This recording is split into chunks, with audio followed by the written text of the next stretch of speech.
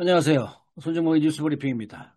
오늘은 최근에 가장 논란이 되는 핫 이슈 중에 하나인 주한미군의 감축 보도와 관련해서 이것이 갖고 있는 의미와 향후 전망에 대해서 좀 살펴보도록 하겠습니다. 어, 지난 23일 날 미국이 주한미군 4,500명을 괌 등 인도태평양 등 다른 지역에 이전을 검토한다는 보도가 나오면서 아주 난리가 났었죠. 아주 모든 언론들이 떠들썩했습니다. 사실상 이 주한미군을 하늘처럼 떠받들고 있는 한국의 이런 기득권 세력들은 미군 철수 얘기만 나와도 미군의 감축 얘기만 나와도 아주 뭐 그냥 뭐 무슨 벼락 맞은 것처럼 난리 나는데요. 어쨌든 이런 보도가 나오면서 관련된 보도들이 같이 많이 나오고 있습니다. 대체적으로 이 4,500명은 미 지상군일 것이다. 이런 보도가 나오는데요. 이 지상군을 대폭 줄이면서 인계철선이 붕괴될 우려가 있다. 이런 보도가 나오고 있죠. 인계철선이라는 건 뭡니까? 한마디로 부비 트랩 같은 건데요. 각각의 폭탄들을 연결한 철선입니다. 이 철선을 밟으면 바로 폭발해서 상대를 타격하는 이런 것이 인계철선인데요. 마찬가지로 주한미군이 그러한 존재라는 거죠. 북이 미 주한미군을 건드리면 미 본토에서 즉각적인 반격 증원군이 들어와서 북을 공격한다. 이런 게 이제 인계철선이었습니다. 그런데 미 지상군이 만약에 없어진다. 또는 철수한다. 이렇게 해버리게 되면 인계철선 의미가 없어지는 것이죠. 현재 미 지상군이 약 17,000에서 2만 명 정도를 보고 있는데 4,500명을 줄인다고 그러면 약 12,000명 선으로 줄어드는 겁니다. 그렇게 봤을 때 지금 17,000명 갖고도 부족하다고 하는 판에 과연 줄어든 주한미군이 무슨 의미가 있겠느냐라는 얘기가 지금 나오고 있고요. 어, 이런 과정에서 이제 그렇다면 이 지상군을 통제하는 미 8군 사령부, 이 미 8군 사령부 해체 얘기도 지금 나오고 있습니다. 미 8군 사령부라는 게 원래 그 전쟁 때, 한국 전쟁 때 전투 사령부로서 만들어진 건데요. 이 전쟁이 끝나고 나서는 그 역할이 많이 축소된 것이죠. 그래서 많은 훈련을 직접적으로 지상군 훈련 등을 책임지는 단위가 이 8군 사령부입니다. 근데 이 8군 사령부가 사실 이 지상군을 통제하는데 이 얼마 전에 미 국방장관이 이 미 8군 사령관을 자신의 보좌관으로 본국으로 데리고 갔어요. 그래 놓고 미 8군 사령관의 후임을 지명하지 않았습니다. 현재 미 8군 사령관이 공석인 상태죠. 그렇다면 이게 대체 무슨 의미냐? 그때 당시에도 지난 3월 말에도 한참 그것 때문에 논란이 됐었는데 이번에 지상군 줄인다는 보도가 나오면서 그와 연결해서 미 8군 사령부 해체 얘기가 나오면서 우려감이 더 높아지고 있다. 이런 보도가 나오고 있습니다. 그런데요.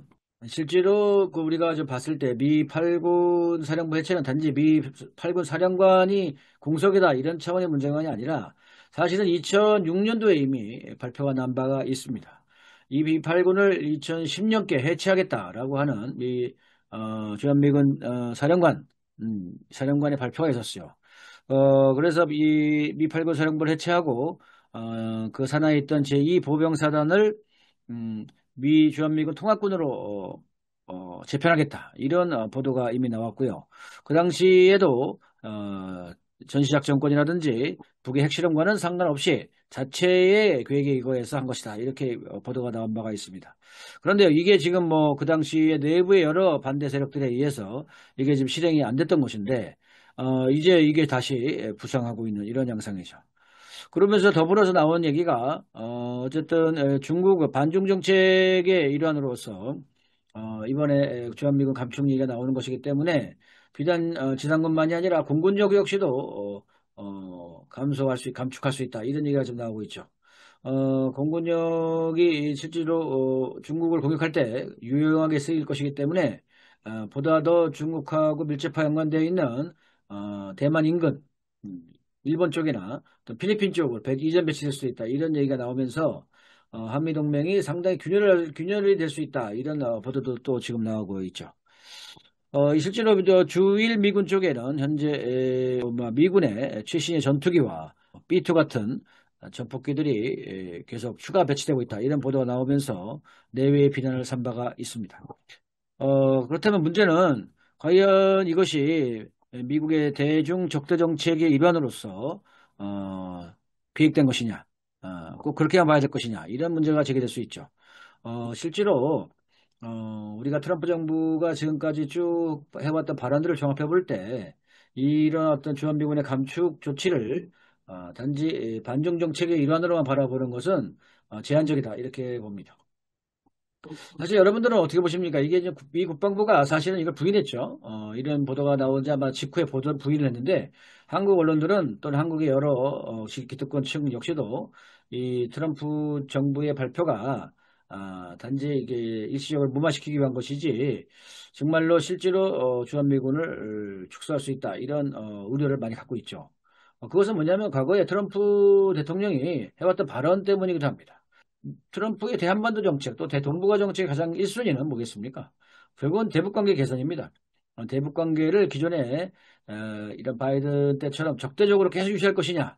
만약 그렇다면 그건 이제 전쟁으로 가는 길인데요. 전쟁으로 가면서 과연 미국이 감당할 수 있겠느냐? 이런 문제인 것이죠. 트럼프는 뭐 일관되게 전쟁을 중단한 것을 제1의 목표로 내세우고 있기 때문에 북과의 관계 개선을 또한 중요한 목표 중에 하나로 세우고 있습니다. 바로 그런 점에서 여러 차례 북을 핵보유국으로 인정하는 발언을 했었죠. 최근에 지난 4월 달에도 북은 매우 큰 핵국가다. Very big nuclear state. 이렇게 표현했는데, 이런 표현은 뭐냐면 이미 핵무력 중에서 핵강국이다. 이런 뜻이죠. 따라서 이런 핵강국하고는 좋은 관계를 유지해야 된다라고 하는 것이 트럼프의 기본 입장입니다. 사실 뭐 러시아의 관계 개선도 그런 의미가 있고요. 또 중국하고도 지금 최근에 내외의 예상을 깨고 무역합의를 이룬 것도 또한 이러한 배경이 깔려 있는 것이죠. 그래서 트럼프는 이 핵강국하고는 전쟁할 생각이 아직은 없습니다. 뭐 영원히 없다고 할 수는 없겠지만 어쨌든 바로 그렇기 때문에 북하고도 어쨌든 관계 개선을 하려고 하는 것이 기본이고, 북을 핵보유국으로 인정한다는 얘기는 결국은 비핵화 요구를 처리한다는 얘기죠. 그래서 지난번에도 뭐 여러 차례 보도한 바 있습니다만, 마체고의 북대사도 더 이상 북과의 비핵화 협상 없다 이렇게 표현했었던 바가 있습니다. 따라서 비핵화 협상이 없는 조건 하에서 새로운 북미 관계, 북미 대화를 진행하는 이러한 보도들이 우리가 봐야 될 상황이 아닌가 생각이 듭니다. 따라서 지금의 이런 미군 감축 보도 역시도 이런 북미 대화를 준비해 나가는 과정에서 하나의 시나리오 중에 하나로서 나온 것이 아닌가 이렇게 봐야 되겠죠. 물론 주한미군이 감축한다고 해서 북미 간의 대화가 과연 될 것이냐? 이건 당연히 의문이죠. 제가 볼 때는 그 정도 감축 갖고서는 절대로 북이 대화에 응할 리 없다 이렇게 봅니다. 또 일각에서는 지난번에 뭐 스픽스가 하는 유튜브에서 새로이 이재명 캠프의 외교안보 특보가 됐다는 분이 나와서 북미 정상회담이 임박했다. 너는 북미 정상회담을 준비 중이다라는 보도도 나온 바 있습니다만, 북미 정상회담이 그렇게 뭐 말로 하겠다고 해서 되는 게 아니죠. 그렇게 하기에는 북미 간의 불신의 벽이 워낙 큽니다. 특히 미국 쪽에서 말을 해놓고서 또 지키지 않은 게 너무 많기 때문에 어쨌든 북의 입장에서는 확실하게 미국의 태도 전환이 없는 한 아마 북미 정상회담은 열리기 어려울 것이다. 이렇게 봅니다. 그렇다면 우리가 이번에 주한미군 감축을 반중 정책의 일환으로만 보는 것이 아니고 대북 정책 또 대한반도 정책의 변화 일환으로 발악한다면 과연 그 배경에 어떤 것이 있는가 이런 걸 좀 살펴봐야 되겠죠. 이거 지난번에 한번 보도를 한 바가 있는데요. 어쨌든 털시게포드의 기본적인 입장, 미 국가정보국이죠. 미 국가정보국장의 입장은 대북 정책 우선순위가 북의 핵미사일 위협을 줄인다는 겁니다. 그러니까 폐기가 아닙니다. 위협을 줄인다는 것이고요. 아울러 긴장을 완화하고 충돌을 방지하면서 북이 제기하는 안보 문제를 장기적으로 해결하는 여건 조성을 목표로 삼아야 된다. 이겁니다. 네, 그래서 지난번에도 말씀드린 바 있습니다만 털시 게포드가 미 국가정보국장이 얘기한 것이 북의 핵미사일 프로그램 위협을 줄이는 것이 목표고요. 그리고 긴장 완화와 충돌 방지를 목표로 하는 것입니다. 그리고 북이 제기한 안보 문제를 장기적으로 해결한다는 표현은 결국은 북이 생각하는 안보 문제라는 게 미국에 의한 핵공격이죠. 그래서 미국에 의한 핵공격의 문제를 방지할 수 있는 그럼 미국 역시도 북이 미국에 대한 핵공격을 할 수 있다고 보는 거니까 그래서 이걸 장기적으로 해결할 수 있는 여건을 조성해야 된다. 여건을 밀착적으로 조성하는 것을 목표로 삼고 북과 북미 간의 관계 개선을 하고 뒤에 가서 그러한 상호 간에 있어서 핵공격 위협을 줄이는 그런 핵군축 같은 그러한 정책들을 실행해야 된다. 이런 의미가 담겨 있습니다. 그러면서 덜시게 보드가 최근에 상원에 가서 한 얘기는 북이 또한 재래식 역량도 엄청나게 확보하고 있기 때문에 그래서 암묵적으로는 핵무기 보유국으로 인정받기 위한 것이다. 이렇게 에, 북의 목표를 진단한 바가 있죠. 따라서 핵무기 보유국으로 인정한다는 얘기는 더 이상 이제 북의 핵미사일 프로그램을 폐기가 목표가 아니고 위협을 줄이는 방향으로 가야 된다. 이런 얘기를 한 겁니다. 실제로 이런 톨시게 버드가 수장으로 있는 국가정보국의 2025년 연례위협평가 보고서에서 북의 목표를 핵보유국으로서의 국제적 인정과 미군 주둔 감축을 목표로 한다. 이런 표현이 나온 바가 있습니다. 어떻게 보면은 현재 이번에 미군 감축 얘기가 나온 것도 그러한 일환이 아닌가 싶고요. 북이 전략무기 프로그램을 포기할 의도가 없기 때문에 결국은 이 전략무기 프로그램을 포기를 시키기 위해 전쟁할 것이냐 아니면 이것과 타협할 것이냐라는 문제가 북과의 관계 개선의 핵심 유체다 이렇게 보고 있는 것이죠. 그런 과정에서 아주 의미 있는 미 국방부의 잠정 국방 전략 지침은 각국의 위협은 각국이 알아서 막고 미국은 중국의 대만 침공 억제와 본토 방어에 집중하겠다. 이런 얘기가 나오면서 이게 제2의 엑스라인이다. 이런 얘기까지 나올 정도로 지금 아주 각국의 동맹국들을 깜짝 놀라게 한 바가 있습니다. 바로 이러한 어떤 인식 변화 속에서 최근에 미국이 북의 핵 능력을 사실적으로 인정하는 이러한 기사들이 많이 나오고 있죠. 특히나 미국의 그동안의 북의 ICBM 능력이 뭐 종말 단계에서 뭐 대기권 진입 기술이 없다는 등 뭐 이런 얘기를 뭐 하면서 어쨌든 그 재진입 기술이 약하기 때문에 ICBM이 미 본토에 도달한다 하더라도 뭐 목표를 타격할 수 없다는 등 아니면 제대로 안 된다는 등 뭐 별 얘기를 많이 했는데요. 이번에는 아예 제대로 되게 미 본토 전역을 타격할 수 있다. 북의 ICBM 이런 보도가 나오고 사실 이거는 사실 공식적으로 인정한 겁니다. 공식적으로 미국의 국가정보국이 인정한 것이고요.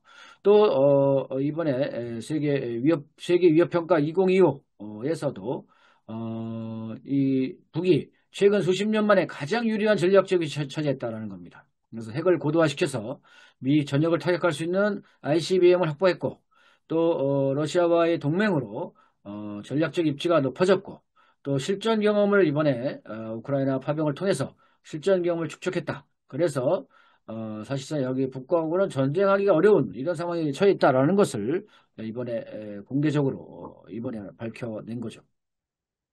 그렇게 봤을 때, 미국에 있어서는 결국 대한반도 정책을 바꿀 수밖에 없는 그런 주객관적 여건에 놓였다 이렇게 보여지는데요.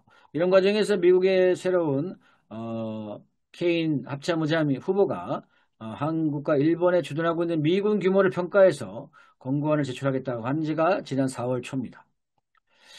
그런 과정에서 우리가 또 의미 있게 봐야 될 것은 작년 8월 달에 알렉산더 그린이라고 하는 인물이 헤리티지 재단 특별보고서에서 제출한 한반도 관련된 입장인데요. 이 알렉산더 벨레즈 그린은 이번에 미국의 국방정책 차관인 엘브리지 콜비의 보좌관입니다. 이 사람이 지금 이번에 그 발표한 이번이나 작년에 쓴 글은 한국에다가 작전 통제권을 반환한다라는 얘기고요. 한국은 조선의 한국 침공을 억제 또는 격퇴할 수 있도록 군사력을 증강을 해야 된다는 거. 독자적인 군사력 증강을 해야 된다는 얘기고, 미국이 중국의 대만 침공을 저지하는 전쟁을 하는 경우 한국은 스스로 방어해야 된다. 이렇게 자기 입장을 쓴 바가 있습니다. 이 사람이 어쨌든 현재 국방 정책에 있어서 주요한 자리를 차지하고 있는 건데요. 이 작전 통제권 전환 얘기가 아주 본격적으로 대두될 양상입니다. 이게 되게 중요하죠. 과연 이게 미군 규모 문제와 그다음에 한국에 대한 작전 통제권 전환 문제가 상호 연관되어 있습니다. 이런 과정에서 실제로 한국에서도 여러 가지 보도가 나와 있죠. 한미 전작권 전환이 빨라진다. 이런 보도가 지난 4월 초에도 나온 바가 있습니다. 이것은 무엇이냐면 한마디로 이제 미국이 사실상 전제권 전환을 이거 사실 정치적인 문제죠. 이게 군사기술적인 문제가 아닙니다. 뭐 여러 가지 단계를 설정을 해서 한국군이 독자적으로 작전을 수행할 능력이 되느냐 안 되느냐를 평가한다는 말은 사실 전제권 전환을 늦추기 위한 하나의 뭐 꼼수라고 볼 수도 있는 거고요. 하나의 뭐 명분이었죠. 근데 사실은 뭐 이게 정치적으로 전제권 전환을 하겠다 이렇게 결정을 해버리면 그건 뭐 순식간에 이루어지는 겁니다. 그래서 지난 5월 달 들어서 5월 21일에도 이게 영국의 채텀 하우스에서, 영국의 왕립이죠. 영국의 채텀 하우스에서 한미 전문가가 모여서 토론한 과정에서도 트럼프가 양안 문제, 즉 중국과 대만 문제에 집중하기 위해서 전자권 이양 요구 가능성이 크다. 이렇게 얘기하고 있습니다. 그러니까 새로운 정부가 들어서면 전자권을 받아라. 돌려줄게. 이런 얘기인데요. 과연 김문수가 만약에 정권을 잡으면 이거 받으려고 할까요? 음. 그렇죠. 예. 제가 볼 때는 뭐 그나마 받으려고 하는 데는 이재명 정부가 아닐까 이런 생각도 드는데요. 어쨌든 전자권 이양 요구 전자권을 전환해주겠다 이런 얘기가 나올 가능성이 높다는 겁니다. 이게 무슨 뜻이겠습니까?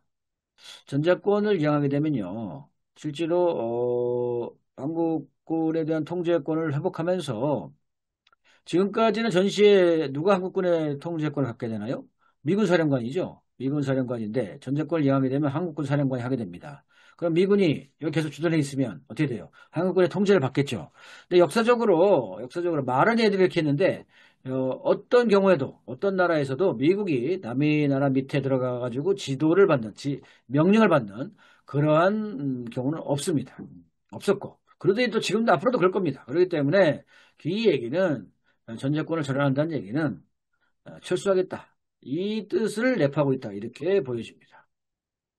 그러다 보니까 이것에 대한 반대 의견도 나옵니다. 미국의 현재 이런 어떤 주한미군 유지의 필요성을 강력히 요구하는 이런 군부 세력들이 있죠. 이들이 이번에 얘기했는데 이 양반은 누구냐면 왼쪽에 있는 양반은 사무엘 파파로 인도태평양 사령관입니다. 이 사람이 지난 4월 달에 주한미군을 감축하게 되면 북의 남침 가능성이 커져서 그렇게 안 된다. 주둔을 해야 된다. 이렇게 얘기했고요. 현재 그 브런슨 주한미 사령관 역시도 지난 5월 중순에 한국은 반중 정책을 실현하는 데 가장 적절한 항공모함과 같다. 이렇게 얘기했습니다. 그래서 주한미군은 이 항공모함을 유지하기 위해서 여기 꼭 지도해야 된다. 이런 얘기죠. 그리고 얘들은 누가 임명했습니까? 바로 바이든이 임명한 애들입니다. 그러니까 바이든이 임명한 인물들은 여전히 주한미군의 필요성을 강력하게 역사를 하면서 어쨌든 현재 상태를 유지하기를 바라는 이런 입장이죠. 그렇게 봤을 때 현재의 트럼프 정부 내에서는 이렇게 두 개의 입장이 충돌하고 있다. 이렇게 봐야 될 것 같습니다. 이건 사실 전 세계적 현상입니다. 전 세계적으로도 우크라이나에 대한 것도 그렇고 이스라엘에 대한 것도 그렇고 어떻게 보면 지금 트럼프가 나토를 제대로 통제하지 못한다 이런 말도 나오고 있죠. 왜냐하면 우크라이나에 미국 무기가 계속 들어가고 있습니다. 또 이스라엘에 대해서도 미국 무기가 계속 들어가고 있죠. 그래서 과연 그것이 트럼프가 제대로 군부를 통제하고 있는 것이냐 이런 어떤 의문을 많이 제기하는 이유들이 있습니다. 어쨌든 북미 관계 개선의 기본 조건은 뭐겠느냐. 김여정 부부장이 공식적으로 얘기한 것처럼 비핵화 요구를 사실상 폐기하는 겁니다. 비핵화는 헌법 포기이기 때문에 가장 적대적인 행위다 이렇게 얘기하기 때문에 만약에 트럼프가 계속 비핵화 요구를 들이밀면 이거는 뭐 이게 대화 자체가 정상회담은커녕 대화 자체가 성립되기 어렵고요. 따라서 비핵화 요구를 폐기한 조건 하에서 적대 정책을 폐기해야 됩니다. 적대 정책이 뭡니까? 군사훈련이죠. 한미연합 군사훈련, 또 한미연합 군사훈련 이런 군사훈련을 폐기하고 그리고 대북 제재를 해제하는 겁니다. 사실 대북 제재는 이미 러시아와 중국과의 관계 개선으로 인해서 별로 의미가 없는데요. 어쨌든 그럼에도 불구하고 제재가 해제되어 나가야 될 것 같습니다. 북은 어쨌든 그런 과정에서의 실전 투입 경험과 그다음에 각종의 최신의 핵무력과 또 재래식 무력까지도 계속 최신의 무력을 선보이면서 미국을 압박하는 이런 모습을 취하고 있습니다. 결국은 이것은 무슨 얘기냐? 적대 정책을 폐기하고 그리고 비핵화 요구를 폐기하고 북과 관계 개선을 해나가는 것은 결국은 전쟁의 완전한 종식을 실현하자. 그리고 북미 관계를 정상화하자. 또 수교하자 이런 얘기죠. 바로 그런 면에서 현재 필요되는 것은 평화협정이다. 이렇게 보여집니다. 그래서 미국이 적어도 북과 평화협정을 체결할 그런 의도와 목표를 가지고서 북미 관계를 접근한다면 아마 가능성이 있겠지만 그렇지 않고 과거처럼 무슨 뭐 제재해 줄 테니까 비핵화해라 이런 식의 구시대적인 요구 조건을 내걸고 그런 어떤 그 비핵화 요구와 맞바꾸는 거래 방식의 북미 관계 개선은 불가능하다. 다시 한번 말씀을 드립니다. 여담으로 그렇다면 이러한 트럼프의 정책을 누가 과연 어떤 정권이 한국의 어떤 정권이 호흡을 맞춰서 할 수 있을까요? 물론 뭐 저는 뭐 트럼프 정책이 옳다고 보지는 않지만 어쨌든 뭐 미국의 영향력이 여전히 한국의 강한 조건 하에서 어쨌든 서로 또 미국의 눈에 들려고 정치 세력들이 서로 왔다 갔다 하면서 한미 관계를 강조하는데요. 여담으로 한 번 더 드리고 마무리하겠습니다. 김태호가 지난 4월 25일 날 뜻하지 않게 아주 주제 넘게 월권 논란을 일으키면서 미국을 방문했죠. 그래서 만난 인물이 알렉스 웡입니다. 국가안전보좌관 부보좌관이죠. 국가안전보장회의 부보좌관입니다. 왈츠 밑에 있었습니다. 이 사람이 알렉스 웡을 만나서 김태호가 알렉스 웡을 만나서 당시의 관세 문제와 관련해서 미국이 제기한 모든 요구 조건을 사실상 뭐 들어줄 테니 한덕수를 어떻게든 좀, 어, 방미를 할 수 있게끔 해달라는 그러한 그런 요구를 한 것 같습니다. 그런 정황이 있다, 이런 보도가 나오는데요. 어떤 일각에서는 뭐, 한덕수를 미 의회에서, 연설할 수 있는 기회를 줘서 미국이 초당적으로 지지하는 모양새를 해달라, 뭐, 이따 얘기를 했던 모양입니다. 뭐 사실인지 아닌지는 확인이 안 됩니다. 그렇게 했었는데요. 어, 이게 거절당한 거죠.